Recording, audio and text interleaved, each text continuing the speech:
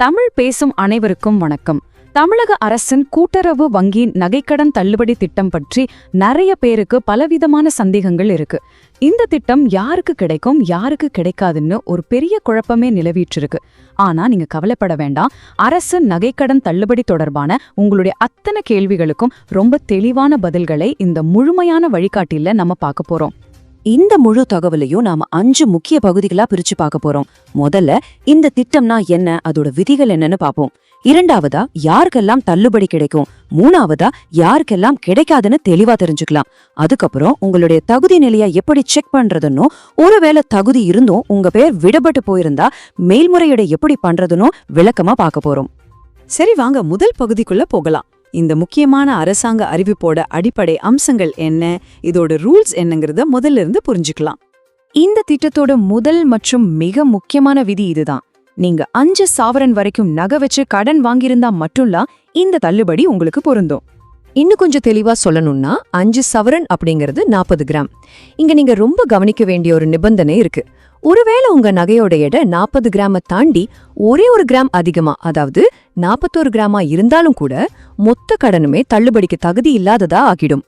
இதுல ஒரு நல்ல செய்தியும் இருக்கு. இந்த தள்ளுபடிங்கிறது வெறும் அசல் தொகையை மட்டும் குறைக்காது.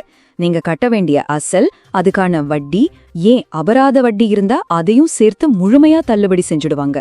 ஆனா ஒன்னு ஞாபகம் வச்சுக்கோங்க, இந்த திட்டம் அரசு கூட்டுறவு வங்கிகள் மற்றும் கிராமப்புற வங்கிகளுக்கு மட்டும்தான். தனியார் வங்கிகள்ல வாங்கின கடன்களுக்கு இது பொருந்தாது. இப்போ இந்த திட்டத்திலேயே மிக மிக முக்கியமான ஒரு விதிக்கு வருவோம். உங்களுடைய ரேஷன் கார்டு அடிப்படையில ஒரு குடும்பத்துக்கு ஒரே ஒரு நகைக்கடன் மட்டும்தான் தள்ளுபடி செய்யப்படும். உங்க குடும்பத்துல அப்பா, அம்மா, பையன்னு எத்தனை பேர் தனித்தனியா கடன் வாங்கியிருந்தாலும் சரி, ஒரே ஒரு தள்ளுபடி மட்டும்தான் கிடைக்கும். இந்த ஒரு குடும்பத்துக்கு ஒரு கடன் விதிய அரசு எப்படி சரியா செயல்படுத்துது? இதுக்காக அரசாங்கம் ஒரு நவீன டெக்னாலஜியை பயன்படுத்துது. வங்கியில நீங்க கொடுத்த ஆதார் நம்பரையும் உங்க ரேஷன் கார்டையும் லிங்க் பண்ணி, அந்த ரேஷன் கார்டுல இருக்கிற மத்த நபர்கள் தமிழ்நாட்டுல இருக்கிற எந்த கூட்டுறவு வங்கியில கடன் வாங்கியிருந்தாலும் அதை ரொம்ப துல்லியமா கண்டுபிடிச்சிடுவாங்க. அடுத்ததா நம்ம பார்க்க போறது பகுதி 2. சரி, இந்த திட்டத்தின் கீழே யாருக்கெல்லாம் கடன் தள்ளுபடி கிடைக்கும், தகுதியான பயனாளிகள் யார் யாருன்னு இப்போ விரிவா பார்க்கலாம் வாங்க. இந்த திட்டத்துல பொருளாதார ரீதியா பின்தங்கிய மக்களுக்கு அரசாங்கம் முன்னுரிமை கொடுத்திருக்கு. அதன்படி வறுமை கோட்டுக்கு கீழே இருக்கிறவங்களுக்கும் அந்தியோதயா அன்ன யோஜனா அட்டை வச்சிருக்கிறவங்களுக்கும் முதல் பிரியாரிட்டி.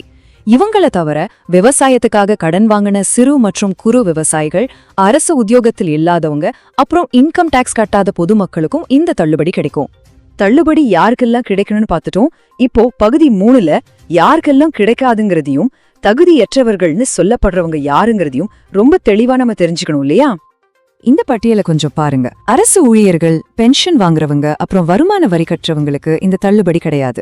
இதுல ஒரு நடைமுறை சிக்கல் இருக்கு. உதாரணத்துக்கு, ஒரு விவசாயி கடன் வாங்கியிருக்காருன்னு வச்சுக்கலாம். ஆனா அவரோட ரேஷன் கார்டுல அரசாங்க வேலையில இருக்கிற அவரோட பையன் பேரும் இருக்குன்னா துரதிருஷ்டவசமா அந்த விவசாயிக்கு தள்ளுபடி கிடைக்காது.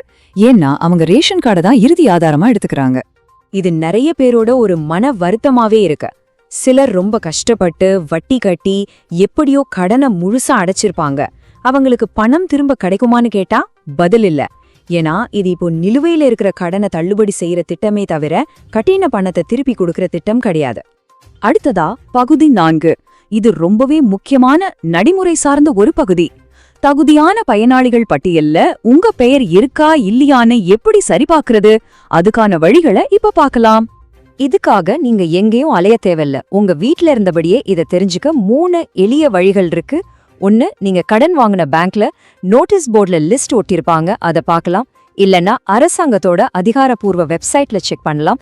இது எல்லாத்தையும் விட சுலபமா நீங்க பேங்க்ல கொடுத்த மொபைல் நம்பருக்கே அரசாங்கத்துக்கிட்ட இருந்து ஒரு கன்ஃபர்மேஷன் மெசேஜ் வரும். இப்போ நாம இறுதி பகுதிக்கு வந்துட்டோம். பகுதி 5. இதுல 2 முக்கியமான விஷயங்களை கவனிக்க போறோம். 1, ஒருவேளை உங்களுக்கு தகுதி இருந்தும் லிஸ்ட்ல உங்க பேர் இல்லைன்னா என்ன செய்யணும். 2வது, இந்த சமயத்தை பயன்படுத்தி நடக்கிற பண மோசடிகள்ல இருந்து உங்களை எப்படி பாதுகாத்துக்கணும். உங்களுக்கு தள்ளுபடிக்கான எல்லா தகுதிகளும் இருக்கு, ஆனா லிஸ்ட்ல உங்க பேர் இல்லைன்னு வச்சுப்போம். உடனே கவலைப்படாதீங்க. உங்க உரிமையை விட்டு கொடுக்கவும் வேண்டாம். இதுக்குன்னு ஒரு முறையான தீர்வு வழி இருக்கு. முதல்ல நீங்க கடன் வாங்கின வங்கியோட மேனேஜர் கிட்ட எழுத்துப்பூர்வமா ஒரு புகார் மனு கொடுக்கணும். அங்க உங்களுக்கு சரியான தீர்வு கிடைக்கலன்னா அடுத்த கட்டமா உங்க மாவட்ட கூட்டுறவுத்துறை இணை பதிவாளர் ஆபீஸ அணுகி மேல்முறையீடு பண்ணலாம். உங்க மனுவை மறுபரிசீலனை செஞ்சு நீங்க தகுதியானவர்னு தெரிஞ்சா உங்களுக்கு தள்ளுபடி நிச்சயம் கிடைக்கும். இப்போ ஒரு மிக முக்கியமான எச்சரிக்கை, நல்லா கவனிங்க. இந்த தள்ளுபடி திட்டத்தை ஒரு வாய்ப்பா பயன்படுத்திக்கிட்டு சில மோசடி பேர் வழிகள் உங்களை ஏமாத்த முயற்சி செய்யலாம். பேங்க் ஆபீசர் மாதிரி பேசி உங்க போனுக்கு வர்ற ஓடிபி நம்பரை கேட்டா எந்த காரணம் கொண்டு கொடுக்காதீங்க. நல்லா ஞாபகம் வச்சுக்கோங்க, அரசாங்கமோ அல்லது வங்கியோ ஃபோன் பண்ணி உங்ககிட்ட ஓடிபி நம்பரை கேட்கவே மாட்டாங்க. ரொம்ப எச்சரிக்கையா இருங்க. சரி, நம்ம இதுவரைக்கும் பார்த்ததோட ஒரு சின்ன சுருக்கம் இதோ. தள்ளுபடி 5 சவரனுக்குள்ள இருக்கிற நகைகளுக்கு மட்டும்தான், ஒரு ரேஷன் கார்டுக்கு ஒரே ஒரு கடன் தான் தள்ளுபடியாகும். இந்த திட்டம் தனியார் வங்கிகளுக்கு பொருந்தாது. உங்க ஸ்டேட்டஸ பேங்க் நோட்டீஸ் போர்டு, வெப்சைட் அல்லது SMS மூலமா செக் பண்ணிக்கலாம். ரொம்ப ரொம்ப முக்கியமா உங்க ஓடிபி நம்பரை யார்கிட்டயும் ஷேர் பண்ணாதீங்க. இந்த மாதிரி ration card updates, government scheme news எல்லாம் தெரிஞ்சுக்க மறக்காம சப்ஸ்கிரைப் பண்ணி வச்சுக்கோங்க. இந்த வீடியோ பத்தி நீங்க என்ன நினைக்கிறீங்கன்னு காமெண்ட்ல சொல்லுங்க. இது உங்க ஃப்ரெண்ட்ஸ் அண்ட் ஃபேமிலிக்கும் ஷேர் பண்ணுங்க. வீடியோ பிடிச்சிருந்தா லைக் பண்ணுங்க. தமிழ் பேசும் அனைவருக்கும் நன்றி. இறுதியா ஒரு சிந்தனைக்குரிய கேள்வியோட முடிக்கிறேன். ஒரு சாதாரண மனுஷனோட Aadhaar, ration card, bank account இது எல்லாத்தையும் ஒண்ணா அணைச்சு தகுதியான ஆட்களை மட்டும் சரியா கண்டுபிடிக்க முடியுதுன்னா, இதே டெக்னாலஜியை வச்சு மத்த அரசாங்க திட்டங்கள்ல நடக்கிற முறைகேடுகளையும் தடுத்து சேவைகளை இன்னும் வெளிப்படையா மாத்த முடியாதா? யோசிச்சு பாருங்க.